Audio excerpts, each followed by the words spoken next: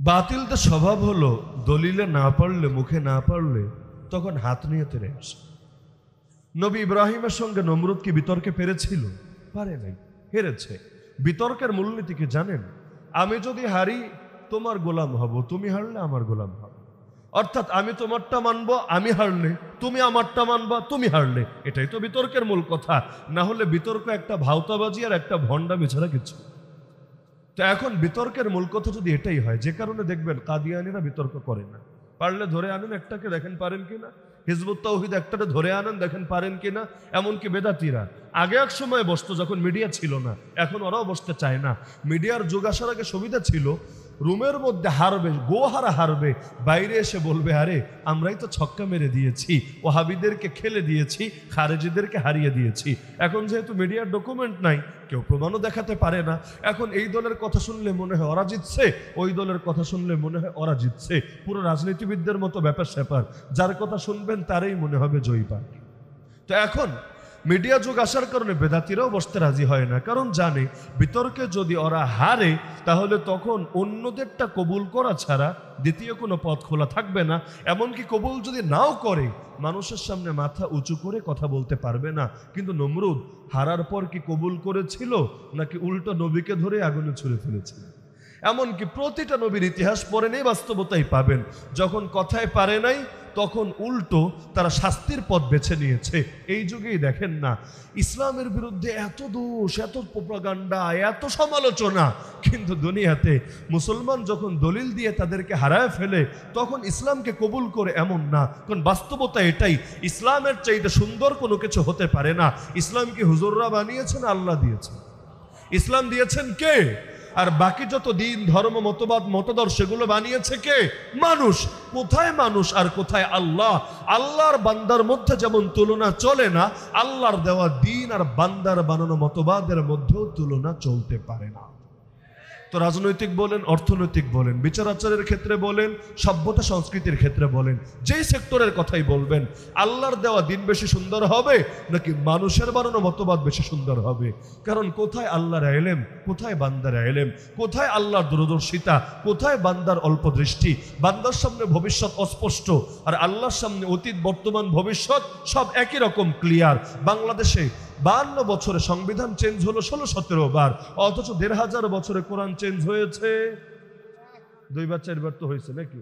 নাকি একবারও হয় নাই? এই যে হয় নাই তাই বলে পুরনো হয়েছে, সেকেলে হয়েছে?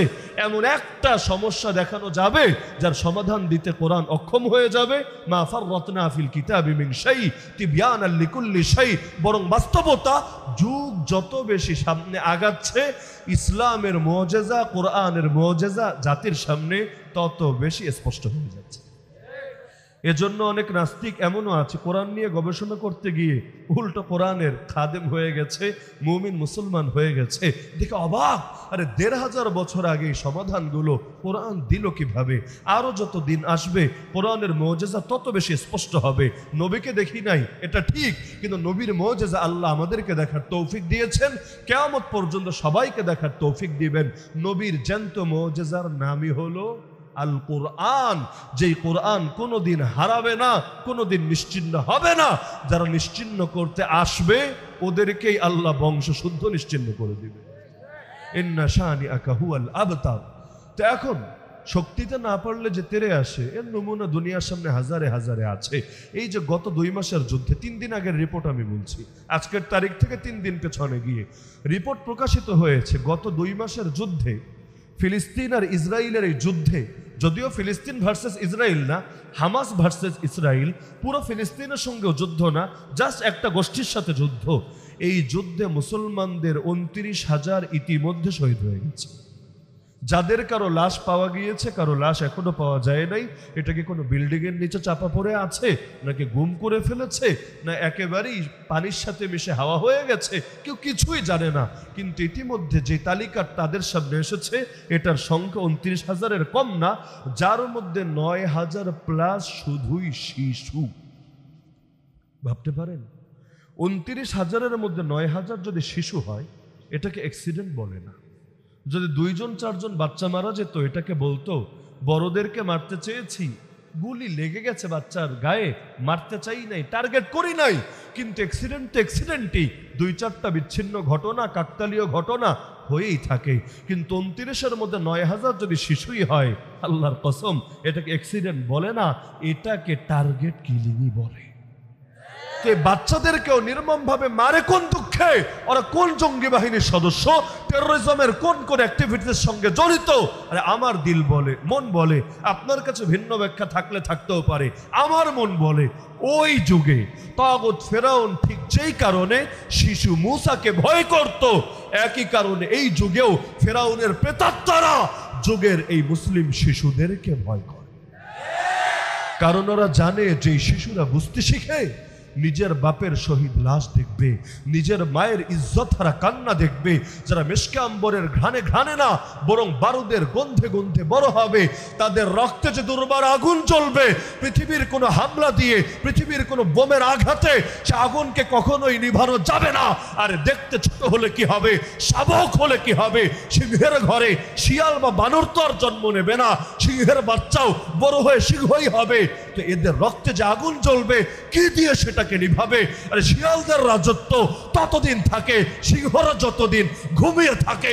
সিংহরা যদি একবার হুঙ্কার দিয়ে জেগে ওঠে, শিয়ালদের তখন লেজ গুটিয়ে পালানো ছাড়া কোনো পথই খোলা থাকে না। বিরুদ্ধে সবচাইতে বেশি প্রপাগান্ডা ছড়ানো হয়েছে। তো দরকার তো ছিল মুসলমানের সংখ্যা কমবে, দরকার তো ছিল ইসলাম গোটা জমিন থেকে বিলীন হয়ে যাবে। কিন্তু আল্লাহর কি কুদরত, গত 2 দশকে পশ্চিমা বিশ্বের মধ্যেও সবচাইতে বেশি লোকে ধর্ম পরিবর্তন করে নতুন করে যেই ধর্মে দীক্ষিত হয়েছে, তার নাম হিন্দু ধর্মও না, খ্রিস্ট ধর্মও না, বৌদ্ধ ধর্মও না, তার নাম হলো ইসলাম। এমনকি আল্লাহ তাআলা এত জুলুমের পরেও খেলাফত পতনের 100 বছরের মাথায় আবারও সেই ইসলামের বিজয় দান করেছেন। এখন ইসলামের আলোকে দেশ চলছে, ইসলামের অর্থনীতিতে দেশ চলছে, ইসলামের রঙে গোটা দেশ না, ধীরে ধীরে গোটা দুনিয়া রাঙতে শুরু করে দিয়েছে। তো দুনিয়ার মধ্যে একদিকে আলোর পথের পথিক, আর একদিকে অন্ধকারের পথের পথিক। আলোর পথের পথিকরা চায় দুনিয়াকে আরো বেশি আলোয় আলোকিত করে দিতে, অন্ধকারের পথের পথিকরা চায় যে কোনোভাবে সব আলোকে নিশ্চিহ্ন করে দিয়ে অন্ধকারের রাজত্ব কায়েম করতে। এখন আল্লাহর কোরআনের ক্ষেত্রেও যদি তাকান, দেখবেন এই বাস্তবতা আল্লাহ জানিয়ে দিয়েছেন। যখন কোরআনের আয়াতগুলো নাজিল হয়, তখনও মানুষের 2 ধরনের অবস্থা থাকে।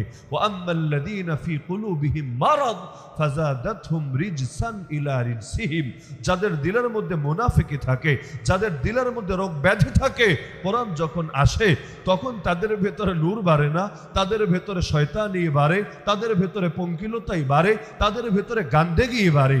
আবার একই কোরআন যখন নাজিল হয়, ফাআম্মাল্লাযীনা আমানু ফাযাদাতহুম ঈমানা, তখন কোরআনের এক একটা করে আয়াত পড়ে তাদের ভেতরে ঈমান বাড়তেই থাকে। এমনকি শুধু মানুষের ক্ষেত্রে না, জিনের ক্ষেত্রেও এই ভাগ। একদিকে জিন কোরআনের তেলাওয়াত শুনলে সইতেই পারে না। আরে কত মানুষ এমন আছে জিন তাকে বছরের পর বছর পেরেশান করে রেখেছে, কিন্তু আলহামদুলিল্লাহ আল্লাহর ওলিদের সামনে যখন আসে, আল্লাহর ওলিরা কোরআনের বিশেষ কিছু আয়াত, হোক সেটা সূরায়ে শেষ, কোরআনের শেষ 3 সূরা, সূরায়ে ইখলাস, সূরায়ে ফালাক, সূরায়ে নাস, অথবা আয়াতুল কুরসি ইত্যাদি বিশেষ বিশেষ আয়াত, অথবা আল্লাহর নবীর শেখানো দোয়া পড়তে থাকে, তখন আর জিন টিকতে পারে না, শরীর ছেড়ে পালাতে বাধ্য হয়, কখনো পুরে ভস্ম হয়ে যায়, ছাই হয়ে যায়। আর একদিকে কোরআন মাজিদের 29 নম্বর পারা সূরায়ে জিন যদি পড়েন, এর প্রেক্ষাপটের মধ্যেই দেখবেন আল্লাহ রাসূল সাল্লাল্লাহু আলাইহি ওয়াসাল্লাম একদিন ফজরের নামাজে কোরআন তেলাওয়াত করছিলেন। প্রথমে তিনি সূরা ফাতিহা পড়লেন, তারপর তিনি কোন কোন বর্ণনা অনুসারে দেখা যায় তিনি সূরা আর রহমান, আর কিছু বর্ণনা অনুসারে আর রহমান না বরং অন্য যে কোনো সূরা। তো আল্লাহ রাসূল নামাজে দাঁড়িয়ে কোরআন তেলাওয়াত করছিলেন, কিছু জিন সেই সময় এখান দিয়ে যাচ্ছিল, আল্লাহ রাসূল সাল্লাল্লাহু আলাইহি ওয়াসাল্লামকে তেলাওয়াত করতে দেখে তারা দাঁড়ালো। এই সামান্য সময়ের কোরআন তেলাওয়াত শুনেই তাদের দিলের মধ্যে এমন পরিবর্তন আসলো, সঙ্গে সঙ্গে তারা ঈমানের ঘোষণা দিল, জাতিকেও গিয়ে বলতে শুরু করলো, কুল উহিয়া ইলাইয়া আন্নাহু ইসতামাআ নাফারুম মিনাল জিন্নি ফাকালু ইন্না সামি'না কুরআনান আজাবা, হে জাতি শোনো, আমরা এমন এক কোরআন শুনেছি যেটা বড় আজীব, বড় বিস্ময়কর, ইয়াহদি ইলা রুশদ, যেটা হেদায়েতের পথ দেখায়। ফাআমান্না বিহি, সেই কোরআন শুনে আর স্থির থাকতে পারি নাই। কোনো বয়ান লাগে নাই, কোনো ওয়াজ লাগে নাই, কোনো নসিহত লাগে নাই, কোনো তাবলীগ লাগে নাই, কোনো তালিম লাগে নাই, সির্ফ কোরআনের আয়াতের তেলাওয়াত শুনেই আমরা ঈমান এনে ফেলেছি। ওয়ালা নুশরিকা বিরাব্বিনা আহাদা, আমরা আর কোনোদিনও আমাদের রবের সঙ্গে কাউকেই শরীক করব না। কতই না পার্থক্য। একদিকে আবু জাহাল রাতের বেলা আল্লাহ রসুল সাল্লাল্লাহু আলাইহি ওয়াসাল্লামের ঘরে গিয়ে কান পেতে কোরআন তেলাওয়াত শোনার চেষ্টা করত, তবুও দিলের মধ্যে হেদায়েত না বেড়ে শয়তানি বাড়ত। আরেকদিকে ওমর রাদিয়াল্লাহু আনহু, যিনি বেরি হয়েছিলেন আল্লাহ রসুলের কল্লা কাটবেন বলে, কিন্তু যখন একজনের পরামর্শ শুনে নিজের বোনের ঘরে গেলেন, বোনকেও পিটালেন, বোন জামাইকেও পিটালেন, অবশেষে বললেন, আচ্ছা আমাকে কোরআনটা দাও দেখি। বোনও জানিয়ে দিল, আগে তো পবিত্র হও, তারপর দেব, কোন অপবিত্রের হাতে কোরআন তুলে দেব না। তারপর যখন পবিত্র হয়ে আসলেন, কোরআন সামনে দেওয়া হলো, কোনো বয়ান লাগলো না, ওয়াজ নসিহত লাগলো না, মাত্র কয়েকটা আয়াত তেলাওয়াত করেই ওমর আর নিজেকে ধরে রাখতে পারলো না। যে ওমর অতীতে বলেছিল, আরে আমার বাপ খাত্তাবের গাধা মুসলমান হতে পারে, আমি ওমর কোনোদিন মুসলমান হব না, এর প্রশ্নই আসে না। এবার সেই মুসলমান নিজেই, সেই ওমর নিজেই ছটফট করতে শুরু করেছে, আরে জলদি আমাকে রাসূলের কাছে নিয়ে যাও না, আমি তার কাছে যাব, কালেমা পড়ে তার খেদমত কবুল করে তবেই ঘরে ফিরে যাব। দুনিয়ার মধ্যে দুই শ্রেণী, সেই সৃষ্টির সূচনালগ্ন থেকে ছিল, আজও আছে, দাজ্জাল ধ্বংস হওয়া অবধি থাকবে। আওয়াজ টানে কেন অপারেটর? আওয়াজ টানে। তো এখন এই দুই শ্রেণীর মধ্যে আলোর পথের পথিক যারা গোটা দুনিয়াকে আলোকিত করার চেষ্টা চালাবে, এবং এটা রবের আদেশ, কু আনফুসাকুম ওয়া আহলিকুম নারা, নিজেকেও বাঁচাও আগুন থেকে, তোমার অধীনস্থ পরিবার বর্গকেও বাঁচাও আগুন থেকে। শুধু তাই না, কুনতুম খায়রা উম্মাতিন উখরিজাত লিন-নাস, তোমরা শ্রেষ্ঠ জাতি, তোমাদেরকে তো বেরি করা হয়েছে গোটা বিশ্বের সকল মানুষের জন্য। ইন্নী জাইলুন ফিল আরদি খলিফা, আমি তোমাদেরকে বানিয়েছি পৃথিবীর বুকে খলিফা। প্রথম মানুষ সৃষ্টি করার আগে ঘোষণা দিয়েছেন, জমিনে কাদেরকে বানাতে যাচ্ছি জানো? আল্লাহ বলেন নাই মানুষ বানাতে যাচ্ছি, আল্লাহ বললেন প্রতিনিধি বানাতে যাচ্ছি, খলিফা নির্ধারণ করতে যাচ্ছি। তো বহুত বড় জিম্মাদারি দিয়ে আল্লাহ দুনিয়ার বুকে পাঠালেন, যাতে করে গোটা দুনিয়াকে মুসলমান আল্লাহর রঙে রঙিন করে ফেলে। ওয়াদাল্লাহুল্লাযীনা আমানু মিনকুম ওয়া আমিলুস সালিহাত লা ইস্তাখলিফান্নাহুম ফিল আরদ কামা ইস্তাখলাফাল্লাযীনা মিন ক্বাবলিহিম। আল্লাহ বলেন, এটা আমার ওয়াদা, যারা ঈমানদার আর যারা নেক আমল করে তাদের হাতে পৃথিবীর খেলাফত আমি আল্লাহ তুলে দেব, যেমন অতীতের নেককার আর ঈমানদারদের হাতে তুলে দিয়েছিলাম। দিলে কি হবে? আল্লাযীনা ইম্মাক্কান্নাহুম ফিল আরদ আকামুস সালাহ ওয়া আতাউজ যাকাহ ওয়া আমারু বিল মা'রুফ ওয়া নাহু আনিল মুনকার। যদি তাদের হাতে জমিনের খেলাফত আমি তুলে দেই, পৃথিবীর বুকে তারা সালাত কায়েম করবে, যাকাত আদায় করবে, সৎ কাজের আদেশ করবে, অসৎ কাজ থেকে নিষেধ করবে। ওয়ালাকাদ কাতাবনা ফিজ যাবুরি মিন বাদি যিকর আন্নাল আরদা ইয়ারিসুহা ইবাদিয়াস সালিহুন। আল্লাহ বলেন, আমি অতীতেও যেমন যাবুরের মধ্যে এটা লিখে দিয়েছিলাম, পৃথিবীর জিম্মাদার, পৃথিবীর দায়িত্বশীল সকলে হবে না, এই পৃথিবীর কর্ণধার হবে একমাত্র আমার খাঁটি বান্দারা, নেককার বান্দারা, কারণ তারা এই জমিনটাকে আল্লাহর রঙে রঙিন করে তুলবে। এমনকি ইবলিসের মতো এত পাওয়ারফুল যে ইবলিস মানুষের রগে রগে চলতে পারে। ইন্না শাইতানা ইয়াজরি মিন ইবনি আদম মাজরাদ দাম, সেই ইবলিস পর্যন্ত, শয়তান পর্যন্ত পারে না আল্লাহর খাঁটি বান্দাদের উপর প্রভাব বিস্তার করতে। ইবলিস বিতাড়িত হওয়ার আগে আল্লাহকে বলে এসেছিল, ফাবি ইজ্জাতিক, আল্লাহ তোমার ইজ্জতের কসম খেয়ে বললাম, লা উওয়ান্নাহুম আজমাইন, তোমার সব বান্দাকে আমি বিপদগামী বানাবো, তবে ইল্লা ইবাদাকা মিনহুমুল মুখলাসিন, তোমার খাঁটি বান্দা যারা, ইখলাস ওয়ালা বান্দা যারা, তাদেরকে আমি কিছুই করতে পারবো না। তো একদিকে আলোর পথের পথিকরা চাইবে গোটা জমিনটাকে আল্লাহর রঙে রঙিন বানাতে, আর একদিকে অন্ধকারের পথের পথিকরা চাইবে যে কোনো মূল্যে আল্লাহর সেই নূরকে নিভিয়ে দিতে। ইউরিদুনা আন ইউতফিউ নূরাল্লাহি বিআফওয়াহিহিম, আল্লাহ বলেন ওরা চায় নিজেদের মুখের ফু দিয়ে আল্লাহর নূরকে নিভিয়ে দিতে। দেখেন না, ইসলাম শিক্ষা বইয়ের মধ্যে পর্যন্ত দুর্গার ছবি ঢুকাতে পারে। কি পরিমাণ অ্যালার্জি থাকলে, কি পরিমাণ বিদ্বেষ থাকলে, আর যতই ব্যাখ্যা দেখ, এগুলো প্রিন্টিং মিস্টেক, এগুলো মুদ্রণ প্রমাদ। আমরাও যেহেতু বয়ানের ময়দানে আসার আগেই লেখালেখির সাথে জড়িত এবং এই প্রিন্টের জগৎ, প্রকাশনার জগতের নারী নক্ষত্র সবই জানা আছে, তো কোনটা ইচ্ছাকৃত ভুল আর কোনটা অ্যাক্সিডেন্ট এটা বোঝার মতো যোগ্যতা আছে আলহামদুলিল্লাহ। আরে ধরলাম যে দুর্গার ছবি ঢুকিয়েছ, এটার ব্যাপারে বলবা এটা ইচ্ছাকৃত হয় নাই, অ্যাক্সিডেন্ট বশত হয়েছে, তো বইয়ের নামই যে রেখে দিলা ইসলাম ও নৈতিক শিক্ষা। আমরা যখন ছোট ছিলাম ওই সময় বইয়ের নাম এমন ছিল না, বইয়ের নাম ছিল ইসলাম শিক্ষা।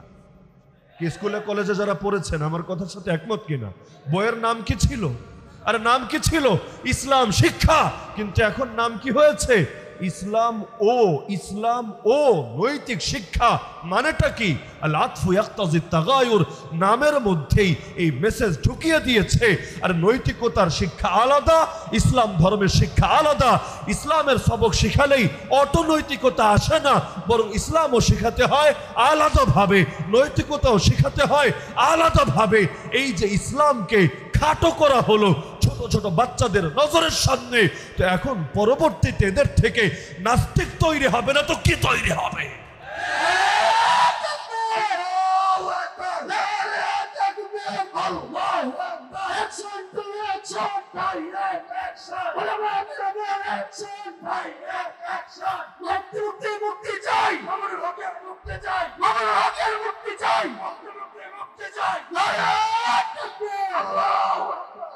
এমনকি শুধু এই বইয়ের না, অন্যান্য বইগুলো আমি নিজে দেখেছি। ইসলাম ও নৈতিক শিক্ষা এক বইয়ের নাম, হিন্দু ধর্ম ও নৈতিক শিক্ষা আর এক বইয়ের নাম, খ্রিস্ট ধর্ম ও নৈতিক শিক্ষা আর এক বইয়ের নাম, বৌদ্ধ ধর্ম ও নৈতিক শিক্ষা আর এক বইয়ের নাম। মানে কি? মানে হলো নৈতিকতার শিক্ষা ভিন্ন, ধর্মের শিক্ষা ভিন্ন। তুমি যেই ধর্মের অনুসারী হও না কেন, যদি তুমি নৈতিক শিক্ষায় শিক্ষিত হও তবেই তুমি খাঁটি শিক্ষিত। এজন্য মুসলমান হওয়া জরুরি না, যে কোনো ধর্ম মেনেই তুমি নৈতিক এবং নীতি সংবলিত হতে পারো। একটাবার চিন্তা করো, কেউ যদি রাষ্ট্রের মধ্যে থেকে রাষ্ট্রের আইন কানুন না মানে, রাষ্ট্র কি তাকে ভালো চোখে দেখবে না খারাপ চোখে দেখবে? এমনকি এই জাতীয় রাষ্ট্রদ্রোহী যারা বা রাজাকার যারা, এদের পক্ষে যদি কেউ কথা বলে, পক্ষে, ওদেরকে লোকে কি সবুজ কার্ড দেখাবে নাকি লাল কার্ড দেখাবে? তো এই জমিনের সৃষ্টিকর্তা কে? সৃষ্টিকর্তা তো একজনই, নাকি আর কেউ আছে? হাল মিন খালিকিন গায়রুল্লাহ। কোরআনে প্রশ্ন ছুড়ে দিয়েছে, আরে আল্লাহ ছাড়া আর কোনো খালেক আছে নাকি?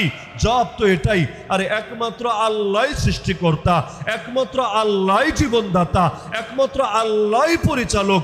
আল্লাহু লা ইলাহা ইল্লাহু আল হাইয়ুল কাইয়ুম। আরে আমার আল্লাহ ছাড়া দ্বিতীয় কোনো মাবুদ নাই, দ্বিতীয় কোনো ইলাহ নাই। তিনিই চিরঞ্জীব, তিনিই সবকিছু নিয়ন্ত্রণ করেন, দ্বিতীয় কোনো নিয়ন্ত্রণ কর্তা কেউ নাই। হ্যাঁ, এখন দুনিয়ার বুকে কেউ দাবি করতে পারে, কারো ব্যাপারে দাবি করতে পারে। যেমন নবী ইব্রাহিম তাগুত নমরুদের সামনে যখন বলেছিলেন রাব্বি আল্লাযী ইহয়ী ওয়া ইউমীত, আমার রব তিনি যিনি জীবন দেন, যিনি মরণ দেন, তখন নমরুদ দাবি করেছিল, আরে এটাই যদি রবের গুণ হয়, আমি তো রব, নাউযুবিল্লাহ। কারণ আনা উহয়ী ওয়া উমীত, আমি জীবন দেই, আমি মরণ দেই। এই যুগের অনেক ভণ্ড দাবি করতে পারে, আরে অমুক খাজা বাবাই সন্তান দেয়, অমুক দেব দেবী মেঘ দেয়, বৃষ্টি দেয়, দাবি তো করতে পারে। কিন্তু যদি নবী ইব্রাহিমের মতো যুক্তি ছুড়ে দেওয়া হয়, ঠিক আছে বুঝলাম জীবন তুমি দাও, মরণ তুমি দাও, ভালো কথা, সূর্যটা পারলে একবার পশ্চিম দিক থেকে উঠাও দেখি। ফাতি বিহা মিনাল মাগরিব আল আমরু লা ইয়াক্তাজি তাকরার। বেশি লাগবে না, মাত্র একবার খালি পশ্চিম দিক থেকে সূর্য ওঠাও দেখি। এখন সূর্য তো আর জেলখানার আসামি না যে ডেকে এনে ভালো মতো রিমান্ডে বানাবে, এরপর মাইটে সহ্য করতে না পেরে সূর্য বলবে স্যার আর মাইরেন না, কোন দিক দিয়ে উড়ুন লাগবো খালি কয়ে দেন না, পূর্ব পশ্চিম উত্তর দক্ষিণ কোনো ব্যাপার না, যেদিক দিয়ে বলবেন ফাল মাইর ওদিক দিয়ে উঠে যাব। মাস্তানি তো আর সূর্যের সঙ্গে চলে না। তো এরকম যুক্তি সামনে আনলে তখন আর দুনিয়ার কারো ভণ্ডামি থাকে না। তো আল্লাহ যদি একমাত্র সৃষ্টিকর্তা হন, একমাত্র জীবনদাতা হন, একমাত্র মৃত্যুদাতা হন, এমনকি অন্তিম পরিণতিও যদি একজনের কাছেই হয়, কারণ এটা কখনোই সম্ভব না আপনি বলবেন প্রত্যেকে তার স্ব ধর্ম বিশ্বাস অনুসারে জান্নাতে যাবে বা জাহান্নামে যাবে, স্বর্গে যাবে অথবা নরকে যাবে। এই কথা সম্ভব না। কেন? কারণ আমার রব জান্নাতও বানিয়েছেন, আমার রব জাহান্নামও বানিয়েছেন।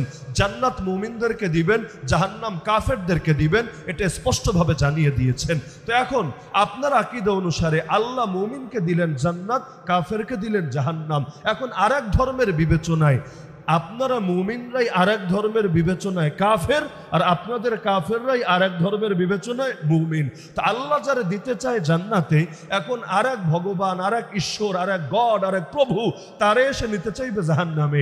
আবার আল্লাহ যারা দিতে চায় জাহান্নামে, আরেকজনে ছুইটা এসে বলবে আরে করে কে তো আমার লোক, ওরে তো দিতে হবে জান্নাতে। ব্যাস, এখন তো খেলা চলে যাবে অন্যদিকে। লাউ কানা ফীহিমা আলিহাতুন ইল্লাল্লাহ লাফাসাদাতা, আসমানে আর জমিনে এক আল্লাহ ছাড়া দ্বিতীয় কোনো ইলাহ বা মাবুদ যদি থাকতো, না আসমান থাকতো, না জমিন থাকতো, না জান্নাত থাকতো, না জাহান্নাম থাকতো।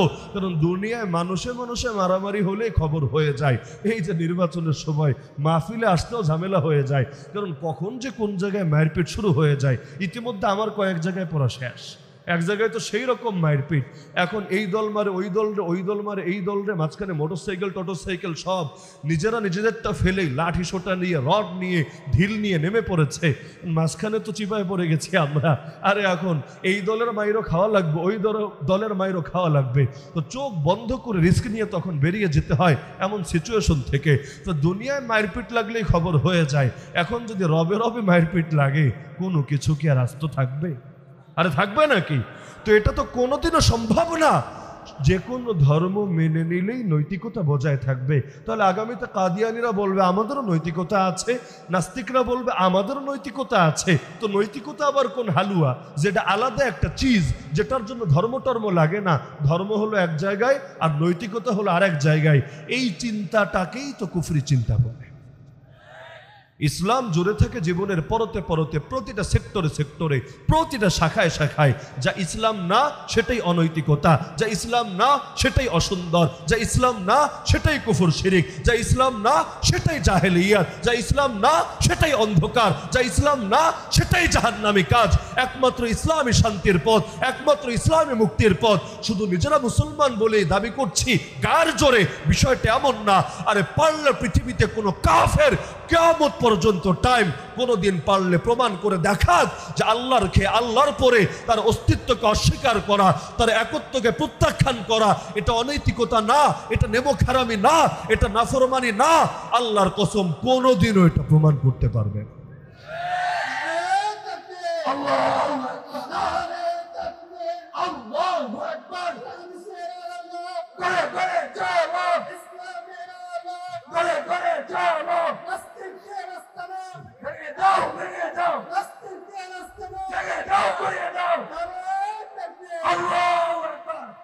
বাতিলটা স্বভাব হলো দলিলে না পারলে, মুখে না পারলে তখন হাত নিয়ে তেড়ে আসে। নবী ইব্রাহিমের সঙ্গে নমরুদ কি বিতর্কে পেরেছিল? পারে নাই, হেরেছে। বিতর্কের মূলনীতি কি জানেন? আমি যদি হারি তোমার গোলাম হব, তুমি হারলে আমার গোলাম হব। অর্থাৎ আমি তোমারটা মানবো, আমি হারলে তুমি আমারটা মানবা, তুমি হারলে। এটাই তো বিতর্কের মূল কথা। না হলে বিতর্ক একটা ভাওতাবাজি আর একটা ভণ্ডামি ছাড়া কিছু। তো এখন বিতর্কের মূল কথা যদি এটাই হয়, যে কারণে দেখবেন কাদিয়ানিরা বিতর্ক করে না। পারলে ধরে আনেন একটাকে, দেখেন পারেন কিনা। হিজবুত তাওহীদ একটাকে ধরে আনেন, দেখেন পারেন কিনা। এমনকি বেদাতিরা আগে এক সময় বসতো যখন মিডিয়া ছিল না, এখন ওরাও বসতে চায় না। মিডিয়ার যুগ আসার আগে সুবিধা ছিল, রুমের মধ্যে হারবে, গোহারা হারবে, বাইরে এসে বলবে আরে আমরাই তো ছক্কা মেরে দিয়েছি, ওহাবিদেরকে খেলে দিয়েছি, খারেজিদেরকে হারিয়ে দিয়েছি। এখন যেহেতু মিডিয়ার ডকুমেন্ট নাই, কেউ প্রমাণও দেখাতে পারে না। এখন এই দলের কথা শুনলে মনে হয় ওরা জিতছে, ওই দলের কথা শুনলে মনে হয় ওরা জিতছে। পুরো রাজনীতিবিদদের মতো ব্যাপার স্যাপার, যার কথা শুনবেন তারই মনে হবে জয়ী পার্টি। তো এখন মিডিয়া যুগ আসার কারণে বেদাতিরাও বসতে রাজি হয় না, কারণ জানে বিতর্কে যদি ওরা হারে তাহলে তখন অন্যদেরটা কবুল করা ছাড়া দ্বিতীয় কোনো পথ খোলা থাকবে না। এমনকি কবুল যদি নাও করে মানুষের সামনে মাথা উঁচু করে কথা বলতে পারবে না। কিন্তু নমরুদ হারার পর কি কবুল করেছিল নাকি উল্টো নবীকে ধরে আগুনে ছুঁড়ে ফেলেছিল? এমনকি প্রতিটা নবীর ইতিহাস পড়ে নেই, বাস্তবতাই পাবেন যখন কথায় পারে নাই তখন উল্টো তারা শাস্তির পথ বেছে নিয়েছে। এই যুগেই দেখেন না ইসলামের বিরুদ্ধে এত দোষ, এত প্রোপাগান্ডা, এত সমালোচনা, কিন্তু দুনিয়াতে মুসলমান যখন দলিল দিয়ে তাদেরকে হারায় ফেলে তখন ইসলামকে কবুল করে এমন না। কারণ বাস্তবতা এটাই, ইসলামের চাইতে সুন্দর কোনো কিছু হতে পারে না। ইসলাম কি হুজুররা বানিয়েছেন? আল্লাহ দিয়েছেন। ইসলাম দিয়েছেন কে? আর বাকি যত দিন, ধর্ম, মতবাদ, মতদর্শ সেগুলো বানিয়েছে কে? মানুষ। কোথায় মানুষ আর কোথায় আল্লাহ? আল্লাহর বান্দার মধ্যে যেমন তুলনা চলে না, আল্লাহর দেওয়া দিন আর বান্দার বানানো মতবাদের মধ্যেও তুলনা চলতে পারে না। তো রাজনৈতিক বলেন, অর্থনৈতিক বলেন, বিচার আচারের ক্ষেত্রে বলেন, সভ্যতা সংস্কৃতির ক্ষেত্রে বলেন, যেই সেক্টরের কথাই বলবেন, আল্লাহর দেওয়া দিন বেশি সুন্দর হবে নাকি মানুষের বানানো মতবাদ বেশি সুন্দর হবে?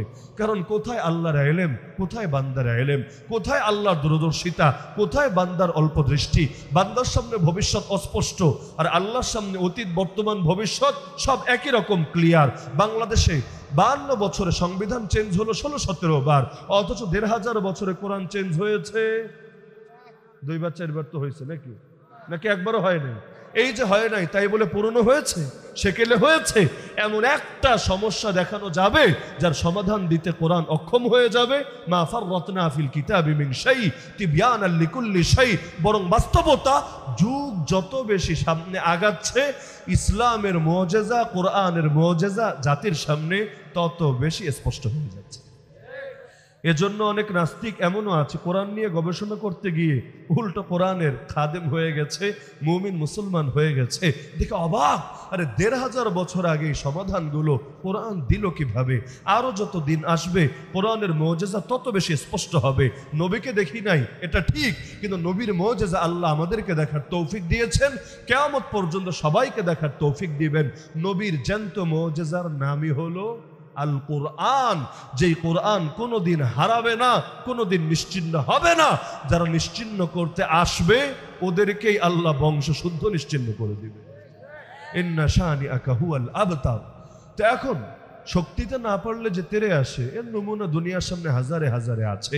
এই যে গত 2 মাসের যুদ্ধে, 3 দিন আগের রিপোর্ট আমি বলছি, আজকের তারিখ থেকে 3 দিন পেছনে গিয়ে রিপোর্ট প্রকাশিত হয়েছে। গত 2 মাসের যুদ্ধে, ফিলিস্তিন আর ইসরায়েলের এই যুদ্ধে, যদিও ফিলিস্তিন ভার্সেস ইসরায়েল না, হামাস ভার্সেস ইসরায়েল, পুরো ফিলিস্তিনের সঙ্গেও যুদ্ধ না, জাস্ট একটা গোষ্ঠীর সাথে যুদ্ধ।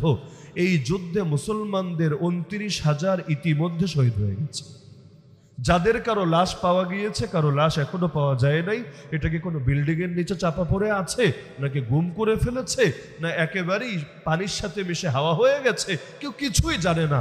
কিন্তু ইতিমধ্যে যে তালিকা তাদের সামনে এসেছে এটার সংখ্যা 29,000-এর কম না, যার মধ্যে 9,000+ শুধুই শিশু। ভাবতে পারেন 29,000-এর মধ্যে 9,000 যদি শিশু হয়, এটাকে অ্যাক্সিডেন্ট বলে না। যদি 2-4জন বাচ্চা মারা যেত এটাকে বলতো বড়দেরকে মারতে চেয়েছি, গুলি লেগে গেছে বাচ্চার গায়ে, মারতে চাই নাই, টার্গেট করি নাই। কিন্তু অ্যাক্সিডেন্ট তো অ্যাক্সিডেন্টই, 2-4টা বিচ্ছিন্ন ঘটনা, কাকতালীয় ঘটনা হয়েই থাকে। কিন্তু 29-এর মধ্যে 9,000 যদি শিশুই হয়, আল্লাহর কসম এটাকে অ্যাক্সিডেন্ট বলে না, এটাকে টার্গেট কিলিংই বলে। বাচ্চাদেরকেও নির্মমভাবে মারে কোন দুঃখে? ওরা কোন জঙ্গি বাহিনীর সদস্য, টেরোরিজমের কোন কোন অ্যাক্টিভিটির সঙ্গে জড়িত? আরে আমার দিল বলে, মন বলে, আপনার কাছে ভিন্ন ব্যাখ্যা থাকলে থাকতেও পারে, আমার মন বলে ওই যুগে তাগুত ফেরাউন ঠিক যেই কারণে শিশু মূসাকে ভয় করত, একই কারণে এই যুগেও ফেরাউনের প্রেতাত্মারা যুগের এই মুসলিম শিশুদেরকে ভয় করে। কারণ ওরা জানে যে শিশুরা বুঝতে শিখে, নিজের বাপের শহীদ লাশ দেখবে, নিজের মায়ের ইজ্জত হারা কান্না দেখবে, যারা মেশকে আম্বরের ঘ্রাণে ঘ্রাণে না বরং বারুদের গন্ধে গন্ধে বড় হবে, তাদের রক্তে যে দুর্বার আগুন জ্বলবে, পৃথিবীর কোনো হামলা দিয়ে, পৃথিবীর কোনো বোমের আঘাতে সে আগুনকে কখনোই নিভানো যাবে না। আর দেখতে ছোট হলে কি হবে, শাবক হলে কি হবে, সিংহের ঘরে শিয়াল বা বানর তো আর জন্ম নেবে না, সিংহের বাচ্চাও বড় হয়ে সিংহই হবে। তো এদের রক্তে যে আগুন জ্বলবে, কি দিয়ে সেটাকে নিভাবে? আরে শিয়ালদের রাজত্ব ততদিন থাকে, সিংহরা যতদিন ঘুমিয়ে থাকে। সিংহরা যদি একবার হুঙ্কার দিয়ে জেগে ওঠে, শিয়ালদের তখন লেজ গুটিয়ে পালানো ছাড়া কোনো পথই খোলা থাকে না।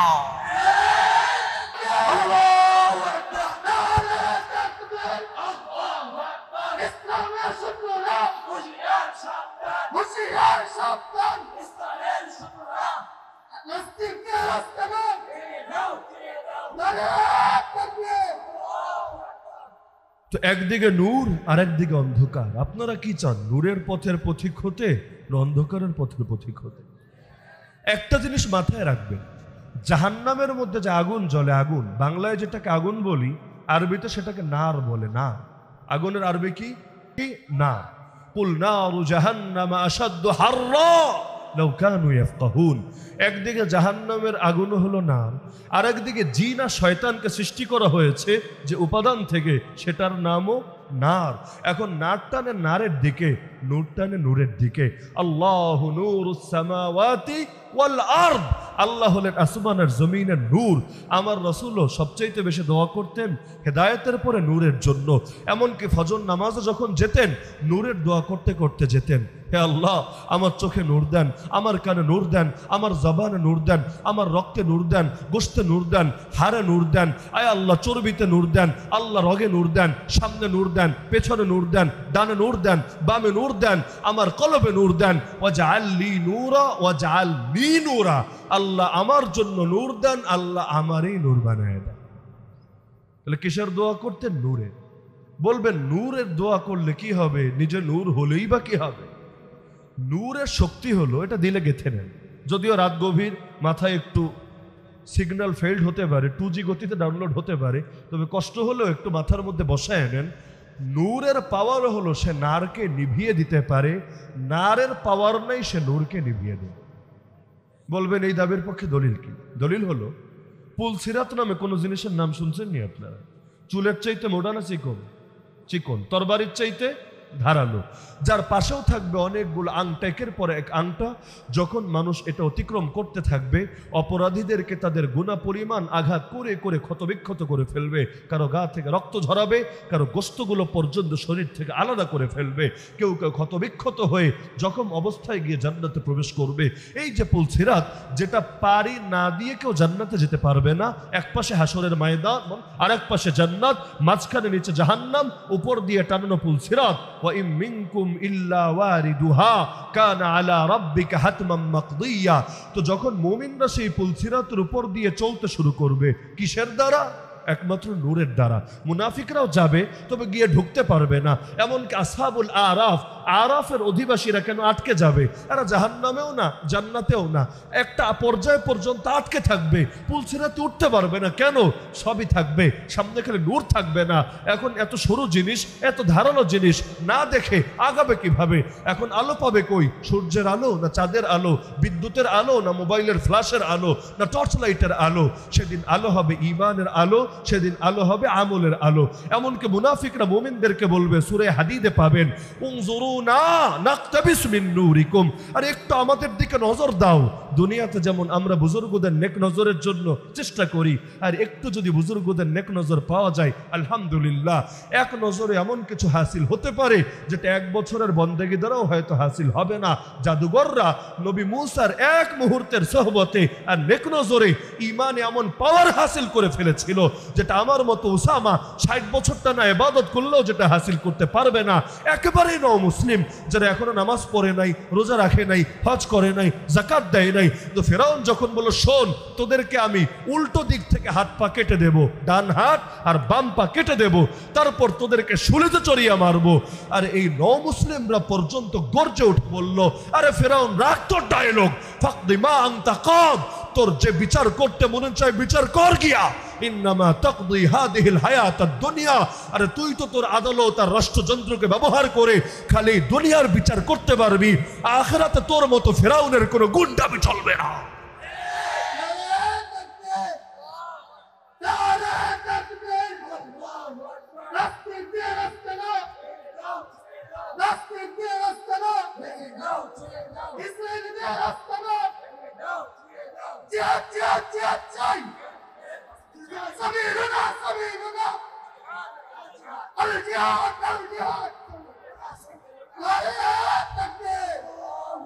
তো সেদিন মুনাফিকরা বলবে, একটু নজর দাও, তোমাদের নূর থেকে আমরাও একটা আলো নেই।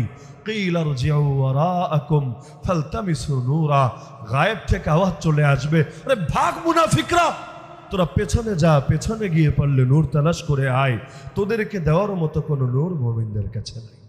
তাই নূর দিয়ে যখন যেতে থাকবে, আল্লাহ আমারও যাওয়ার তৌফিক দান করুক, আপনাদেরকেও যাওয়ার তৌফিক দান করুক। এই গভীর রাতে বসে বসে বয়ান শোনার কষ্টের মেহনতের উসিলায় অন্তত আল্লাহ তাআলা বিজলির গতিতে পুলসিরাত পার হওয়ার তৌফিক দান করুক। তো যখন মুমিনরা যেতে থাকবে, জাহান্নাম চিৎকার করে বলবে, হাদিসের বাক্য, আসরিউ আসরিউ আসরিউ ফাকাদ আতফাত নূরুকুম লাহাবি, আরে মুমিনরা জলদি যাও, জলদি যাও, জলদি যাও, তোমাদের নূর আমার অগ্নিশিখাকে নিভিয়ে দিয়েছে। ভাবতে পারেন মুমিনের ঈমানের কি নূর, আমলের কি নূর, জাহান্নামের লাহাবার অগ্নিশিখাকে পর্যন্ত নিভিয়ে ফেলে। আরে জাহান্নামের উপর 7 সাগরের পানি যদি ঢালেন, আগুন তো নিভবে, তাই না? নেভা দূরের কথা, একটুও কমবে না। কিন্তু আল্লাহর ভয়ে একটা ফোঁটা চোখের পানি যদি ঝরাতে পারেন, আল্লাহর পথে, জিহাদের পথে এক রাত যদি জেগে জেগে পাহারা দিতে পারেন, আইনুন তাহরুসু ফি সাবিলিল্লাহ ওয়া আইনুন বাকাত মিন খাশিয়াতিল্লাহ, আরে আল্লাহ এক ফোঁটা চোখের পানিতে এমন নূর তৈরি করে দেবেন যা জাহান্নামের নারকে তথা আগুনকে চিরতরে নিভিয়ে দেবে। ছোট বাচ্চা যখন জন্ম নেয়, নারের তৈরি শয়তান এসে খোঁচা মারে, হাদিসে আছে, বাচ্চা কেঁদে ওঠে। আপনারা কি করেন বাচ্চা জন্ম নিলে? ছেলে হোক মেয়ে হোক, আজান দেন, ইকামত দেন, নাকি দেন না? দেন। আজান দিলে, ইকামত দিলে কি হয়? আল্লাহর নাম শুরু হলে, আল্লাহর জিকির শুরু হলে শয়তান বায়ু ছাড়তে ছাড়তে পালাতে বাধ্য। তো শয়তান রে বিদায়। এমন কি দুনিয়ার মধ্যে অনেকের উপরে শয়তান সওয়ার হয় না? এই শয়তান রে দূর করে কি দিয়া? ট্যাবলেট দিয়া, ইনজেকশন দিয়া, সিরাপ দিয়া, কি দিয়ে? আল্লাহর জিকির দিয়ে, আল্লাহর নাম দিয়ে। এমন কি এই নূর যার যত শক্তিশালী হয়, শয়তান তার সামনে তত দুর্বল হয়। শয়তান কিন্তু বেশি শক্তিশালী না, বাহ্যিকভাবে মনে হতে পারে, কিন্তু আল্লাহই বলেছেন, ইন্না কাইদা শাইতানি কানা দাইফা, শয়তানের ষড়যন্ত্র চক্রান্ত বড় দুর্বল, বড় দুর্বল। আল্লাহ যেটাকে বলেন দুর্বল, আমরা সবল বলি কিভাবে? হাতি দেখতে কি দুর্বল না সবল? সেই রকম সবল। হাতি যদি আপনার তিলাটিয়ার মাহফিলে ঢোকে, এক কোণা দিয়ে ঢুকবে, আরেক দিক দিয়ে ময়দান খালি হবে, 1 মিনিটও লাগবে না, বয়ান শোনার এসকো 1 মুহূর্তেই নাই। হবে নাকি হবে না? হবে।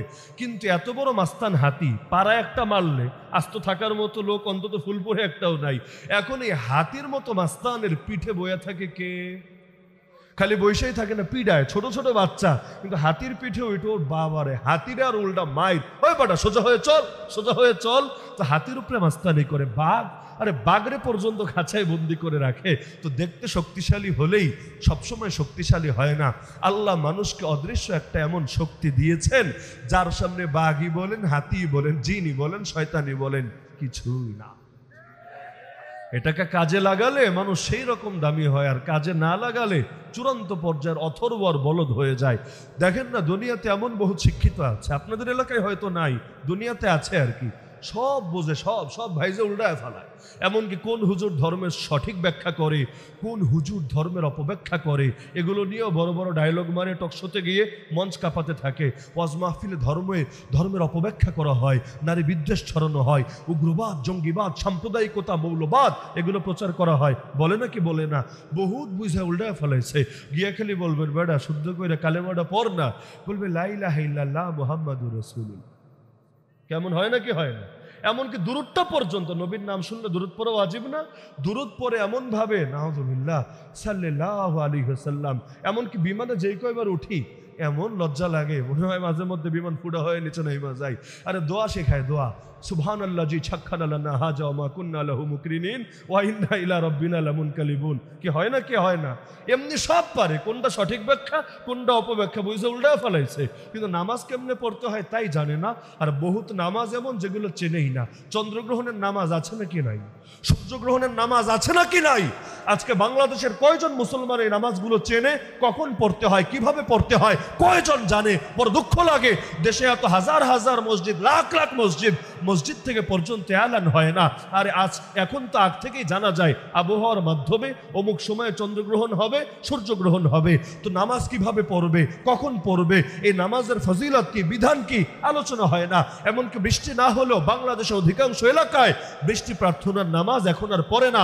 সালাতুল ইস্তিসকা এই নামাজকেও বেমালুম ভুলে গেছে। এমনকি ঢাকা শহরে পর্যন্ত এই নামাজ যদি পড়া হয় 2000 লোক হয় না, অথচ এক ঢাকায় লোক আছে 2 কোটি প্লাস। এত বেশি গাফেল। তাও বাদ দিলাম এগুলো কমন নামাজ যেগুলো, যেমন ঈদের নামাজ, এটা তো একটা কমন নামাজ। জানাজার নামাজ কমন নামাজ। আমাদের বাঙালি ফজর পড়ুক বা না পড়ুক, ঈদের নামাজ তো অন্তত মিস দেয় না। এমন লোকও আছে ওর সপ্তাহের মধ্যে 6 দিনই পিরিয়ড চলতে থাকে। যদি বলেন ভাই মসজিদে আসো, হুজুর কাপড় ভালো না, কে বলে না, কে বলে না? তার মানে ভাব এমন সারাদিন যেন ঝরতেই থাকে। বেটা কাপড়টা ভালো রাখতেই পারে না, খালি জুম্মার দিন আসলে ওর কাপড়টা ঠিক থাকে, পিরিয়ডটা বন্ধ হয়, আইসা কোনো রকম সবার পরে ঢুকে আগে বের হইয়া নামাজটা সাইরা নেয়। তো ঈদের দিন আর জানাজায় অনেকে আসার চেষ্টা করে। এখন বড় দুঃখ লাগে 2 জায়গায়। 1 নম্বরে হলো ইমাম সাহেবদেরকে, খতিব সাহেবদেরকে আলাদা ট্রেনিং সেন্টার খুলে বসতে হয় নামাজের আগে। ভাইও নামাজ এভাবে পড়তে হয়, এমনি এমনি তাকবীর দিতে হয়। বলে না কি বলে না? সুন্দর করে বুঝাইয়া দেয় মাশাআল্লাহ। যা বুঝাইয়া দেয় তারপর কিন্তু আর বোঝা লাগে না। আর একটা মূলনীতি হলো, যেটা একসময় শিখছিলেন, যদি বাইচান্স মিস্টেক হয়ে যায়, ভুলেও যান, একবার শুনলেই কিন্তু মনে চলে আসে।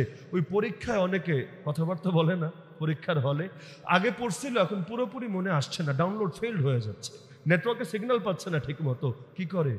দোস্ত একটু কি জানি পড়াটা কত দেখি, আস্তে করে বলে, ফিস ফিস ফিস ফিস করে, খুব অল্প কথায়, যাতে করে আবার পরীক্ষক শুনে না ফেলে। অল্প কথায় কিন্তু সব মনে চলে আসে, সুন্দর করে লিখে ফেলে। এটাই তো স্বাভাবিক।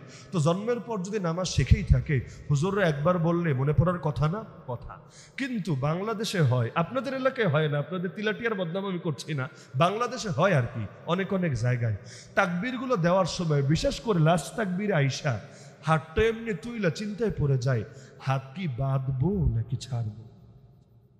এখন করে কি, আগেই বললাম এই এলাকায় না, কোথাও করে। চোখের কোনা দিয়ে ডাইরেক্ট এমনি তাকাইতে পারে না, শরম, লোকে কি বলবে। এখন চোখের কোনা দিয়ে একবার ডাইনে দেখে, আর একবার বামে দেখে, আবার ডাইনে দেখে, আর একবার বামে দেখে। সবচাইতে বেশি চিপায় পড়ে যায় যদি দেখে ডাইনের জন হাত বেঁধে ফেলেছে, বামের জন হাতটা ছেড়ে দিয়েছে। এবার চিন্তা করে, হায় হায় এখন কি হবে উপায়, জীবনটাই তো তেজপাতা হয়ে গেছে। এমন হয় না কি হয় না? এমনি সব বোঝে, কিন্তু নামাজে আইসা তাকবীরটা পর্যন্ত দিতে পারে না। এখানে সে কনফিউজড হয়ে যায়, নামাজের ইজ্জতটা পর্যন্ত নষ্ট করে ছাড়ে। আর এই রকম লোকেরা যখন ধর্মের সঠিক ব্যাখ্যা আর অপব্যাখ্যা, আর কোন হুজুর কোন ক্যাটাগরির হুজুর, এগুলো নিয়ে যখন লেকচার ফরমাতে থাকে, তখন ওদের কথাগুলো শুনলে হাসি ঠেকানোর মতো অবস্থা থাকে। দেখেন না, নামটা পর্যন্ত বলতে পারে না, আল হাইয়াতুল উলু, আল হাইয়াতুল উলাইয়া। মনে নাই আপনাদের?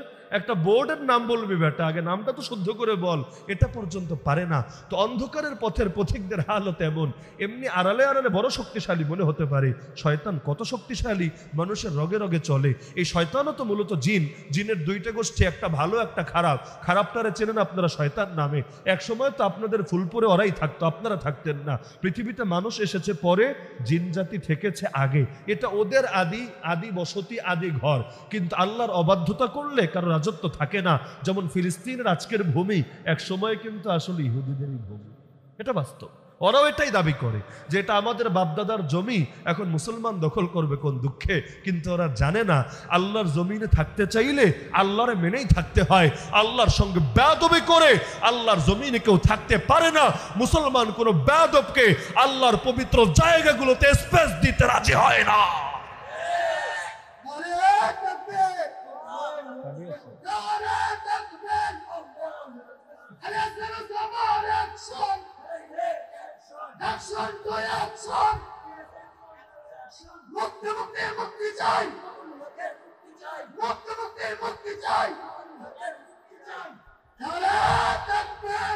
তো এক সময় তারা থাকতো এই দুনিয়ার বুকে, কিন্তু এখন আল্লাহ তাআলা ওদের মূল আবাসস্থল বানিয়েছেন জলকে, আমাদের মূল আবাসস্থল বানিয়েছেন স্থলকে। দুনিয়ার তো দুইটা অংশ নাকি, জল আর স্থল। জল বেশি না স্থল বেশি? জল বেশি, স্থল কম, অন্তত 3 গুণ বেশি। অ্যাকুরেট পরিমাণ কত এটা বিজ্ঞানীরা ভালো বলতে পারবে, এটা আমাদের সাবজেক্ট না। অন্তত 3 গুণ বেশি। ইমামরা লিখে গিয়েছেন জিনদের সংখ্যা মানুষদের চাইতে যেই পরিমাণে বেশি, জলের সংখ্যা স্থলের চাইতে ওই অনুপাতে বেশি। কারণ আল্লাহ তাআলা ওদের মূল আবাসস্থল বানিয়েছেন ওটাকে। এমনকি নবী সহিহ হাদিসে জানিয়েছেন ইবলিস তার আরশ, তার সিংহাসন বসিয়েছে সমুদ্রের পিঠে, পানির পিঠে। তবে আমরা স্থলে থাকলেও যেমন মাঝে মধ্যে জলে যাই, নদীতে, খালে, বিলে, সাগরে, ওরাও তেমনি ওখানে থাকলেও মাঝে মধ্যে দুনিয়াতে আসে, এসে রগে রগেও চলে, পেরেশান করতে থাকে। ওদেরকে দমানোর এখন একটাই তরিকা, আল্লাহর নূর জ্বালায় দেন, নার এমনি ভাগতে বাধ্য হবে। শয়তান এসে কার উপর সওয়ার হতে পারে? যেমন যারা এমন এমন হালতে থাকে যে হালতে তাদের উপর নূর কম থাকে, যেমন ধরেন নাপাক অবস্থা, নাপাক শরীর নিয়ে 10 ঘন্টা 12 ঘন্টা পড়ে আছে, দুর্বলতার হালতে আছে, শয়তান কাজে সওয়ার হয়ে যেতে পারে। বাথরুমে ঢুকেছে, দোয়া পড়ে নাই, আল্লাহুম্মা ইন্নী আউযু বিকা মিনাল খুবুসি ওয়াল খাবাইস। দুর্বলতার টাইম, ফাইন্না শাইতানা ইয়ালআবু বিমাকাইদি বানি আদম। শয়তান তার পেছনের রাস্তা নিয়ে খেলতে শুরু করে। ঘরে ঢুকেছে, বিসমিল্লাহ পড়ে নাই, জামা খুলেছে, বিসমিল্লাহ পড়ে নাই। দুর্বলতার টাইম, শয়তান ঢুকে পড়ে। ঘরে বিসমিল্লাহ না বলে ঢুকলে নবী বলেন শয়তান সেই খুশি হয়। ওরা বলে তোদের রাত্রে থাকার জায়গা হয়ে গেল, খাওয়ার ব্যবস্থা হয়ে গেল, সেই রকম ডিনার, সেই রকম বুফে, সেই রকম রাত্রি যাপনের ব্যবস্থা, মহা খুশি হয়। তো বিসমিল্লাহ বললে ওদের সব ষড়যন্ত্র নস্যাৎ হয়ে যায়। যেই ঘরে মোটেও নামাজ হয় না, যেমন নবী বলেছেন ফরজ নামাজগুলো কোথায় পড়া নিয়ম? জামাতে, মসজিদের মধ্যে। আর সুন্নত নামাজগুলো কোথায় পড়া নিয়ম? ঘরের মধ্যে। কেন? যাতে করে ঘরও জিন্দা থাকে, মসজিদও জিন্দা থাকে, শয়তান চান্স দিতে না পারে। একইভাবে যেই ঘরে তেলাওয়াত হয় না, অন্তত সূরা বাকারাও যদি তেলাওয়াত হয়, শয়তানের 14 গোষ্ঠীর ক্ষমতা নাই, সেই ঘরের মধ্যে তার রাজত্ব বিস্তার করবে। একইভাবে রাতে যখন ঘুমান, সেই হাদিসে আছে শয়তান 3টা গিট্টু মারে মাথার পেছনে। মাথার পেছনে যে অংশ, সেখানের মধ্যে শয়তান 3টা গিট্টু মারে, 3টা গিরা দেয়। কয়টা? 3টা। মন্ত্র পড়ে পড়ে। কি মন্ত্র? আলাইকা লাইলুন তাওয়িলুন ফারকুদ, আলাইকা লাইলুন তাওয়িলুন ফারকুদ। আরে পুরো রাত পড়ে আছে, তুই বেটা ঘুমা, আরামে শুয়ে থাক, এখনই নামাজের জন্য, তাহাজ্জুদের জন্য পেরেশান হোস না। দেখবেন এই জামানায় 12টা 1টায় ঘুম আসেই না। আর ফজরের সময় 50 জনে মিলে ডাকলেও, আকাশে বোম্বিং হলেও, পৃথিবীতে ভূমিকম্প হলেও কারো কারো ঘুম ভাঙেই না। এমনটা হয় না কি হয় না? শয়তান 3টা গিট্টু মারে, তো গিট্টু খুলে কেমনে? আমি চিন্তা করি, এক রাইতেই যদি 3টা মারে, এক সপ্তাহে কয়টা মারে? এক মাসে কয়টা? এক বছরে কয়টা? যাদের বয়স হয়ে গেছে 40, 50, 60, কয়টা গিট্টু খাইতে সারা জীবন বয়া, জীবনটাই তো গিট্টুময় হয়ে গেছে। এখন 3 গিট্টু খুলে 3 কাম করলে নবী বলেছেন। 1 নম্বর কাজ, যদি আল্লাহর জিকির করে, ঘুম থেকে উঠে আল্লাহরে ডাকে, আল্লাহরে স্মরণ করে, 1 নম্বর গিট্টু শেষ। আমি আশাবাদী এই এলাকার লোক ঘুম থেকে উঠে অন্তত এই বাক্যটা বলে, আলহামদুলিল্লাহিল্লাযী আহইয়ানা বাদামা আমাতানা ওয়া ইলাইহিন নুশুর। প্রশংসা সেই আল্লাহর, যিনি মরণ দেওয়ার পর আবার জীবন দিলেন, আর তার কাছেই চূড়ান্তভাবে ফিরে যেতে হবে। এই বাক্য যদি অন্তত বলেন, 1 নম্বর গিট্টু শেষ। বাকি রইল কয়টা? 2টা। যদি উজু করেন, উজু করলে কষ্ট হয়, তবে কষ্ট হলে ব্যাপার না। যেই যে অঙ্গ ধৌত করবেন, কিয়ামতের দিন এগুলো থেকে নূর চমকাতে থাকবে। আর যদি উজুটা আলাল মাকারি হয়, কষ্টের সময়ের উজু হয়, ইনশাআল্লাহ নূরের মাত্রা আরো বেশি বেড়ে যাবে। উজু করলেন, 2 নম্বর গিট্টু শেষ। বাকি রইল কয়টা? একটা, নামাজটা যদি পড়ে ফেলেন এই গিট্টুও শেষ। আল্লাহ তাআলা তখন রহমত দিবেন, বরকত দিবেন, কাজের মধ্যে গতি দিবেন, শরীরে শক্তি দিবেন, উদ্যম, রিফ্রেশনেস, সজীবতা, উদ্যম সবই পাবেন। আর যদি উল্টা হয় তাহলে গিট্টু সবই থেকে যায়। ফাসবাহা খাবিসান নাফসি কাসলান, নবী বলেন তখন সে ঘুম থেকে যখন জাগে ভেতরে অলসতা থাকে আর অন্তরের মধ্যে খবিসগিরি আর গান্দেগি আর নষ্টামি ভ্রষ্টামি এগুলোই জাগতে থাকে। যারা ফজর পড়ে আর পড়ে না উভয়ের উদ্যম এক হবে না, যারা ফজর পড়ে আর পড়ে না উভয়ের অন্তরের পবিত্রতাও কখনো এক হবে না। নবীকে বলা হলো, ইয়া রাসূলুল্লাহ, অমুক তো ফজরের সময় ঘুমায়া ছিল, ওঠে নাই, নামাজ পড়ে নাই। নবী বললেন, যাকা রাজুলুন বাল শাইতানু ফি উযুনি, ও হলো এমন একটা লোক যার কানের মধ্যে শয়তান পেশাব করে দিয়েছে। শয়তান যদি পেশাব করে খুব তো উপকার হবে, তাই না? ঈমান আমলে অনেক তারাক্কি হবে নাকি? না। তো নূর যত বাড়াবেন দুনিয়ায় শয়তানের নারও তত নিভতে থাকবে আর জাহান্নামের আগুনও চিরতরে নিভে যাবে। তো সুতরাং এই নূর, যেই নূরের পথে আল্লাহ আমাদেরকে নিতে চান কোরআনের দ্বারা, রাসূলদের দ্বারা, রাসূলের ওয়ারিসদের দ্বারা, মসজিদ মাদ্রাসা দ্বীন মেহনতগুলোর দ্বারা, সেই নূরের সৈনিক হতে রাজি আছেন তো ইনশাআল্লাহ? নারকে নিভাতে, জাহান্নামের নারকে নিভাতে কি লাগবে? ঘুমায় ঘুমায় যতটুক শুনছেন ওটুকের আলোকে জবাব দেন। জাহান্নামের নারকে নিভাতে চাইলে ঈমান আর আমলের কি লাগবে? নূর লাগবে। নূর যত বাড়বে নার তত নিভবে। একইভাবে শয়তানের মোকাবেলাও করা লাগবে নাকি লাগবে না? হয়তো আপনি জিতবেন, না হলে শয়তান জিতবে, মাঝামাঝি সুরত নাই, লড়াই আমরণ চলবে। তো শয়তানের নারকেও নিভাতে চাইলে কি লাগবে? ঈমান আর আমলের নূর লাগবে। আসেন আমরা নূরানি হয়ে যাই। পারবেন তো ইনশাআল্লাহ? নূরের জন্য দোয়াও করতে হবে, চেষ্টাও করতে হবে। কোরআন তেলাওয়াত করবেন, নূর আসবে। ইবাদত বন্দেগী করবেন, নূর আসবে। দ্বীনি মেহনত করবেন, নূর আসবে। রাত জেগে ইলমের চর্চা করবেন, এই যে ইলমের মজলিসে বসেছিলেন, নূর আসবে ইনশাআল্লাহ। এই নূরগুলোই নারকে শেষ করে দেবে। রাজি আছেন তো ইনশাআল্লাহ? যার নূর আছে তার সব আছে। এই নূর তার জান্নাত পর্যন্ত পৌঁছে দেবে। যার নূর নাই তার কিছুই নাই, টুকরা টুকরা হয়ে কেটে কেটে জাহান্নামের নারে পড়ে যাবে। আল্লাহ তাআলা আমাদের সবাইকে নূরানি হওয়ার তৌফিক দান করুন। আল্লাহ তাআলা তিলাটিয়া মাদ্রাসাকে কবুল করুন। 60 বছর হয়েছে মাদ্রাসা, দোয়া করি আল্লাহ তাআলা কিয়ামত পর্যন্ত এই মাদ্রাসাকে কায়েম দায়েম রাখুন। যাবতীয় প্রয়োজন গায়বী খাজানা থেকে পূরণ করুন। যারা খেদমতে ছিলেন এবং এখনো আছেন, আল্লাহ তাআলা তাদের এই খেদমতগুলোকে আখিরাতের নাজাতের জরিয়া বানিয়ে দিন।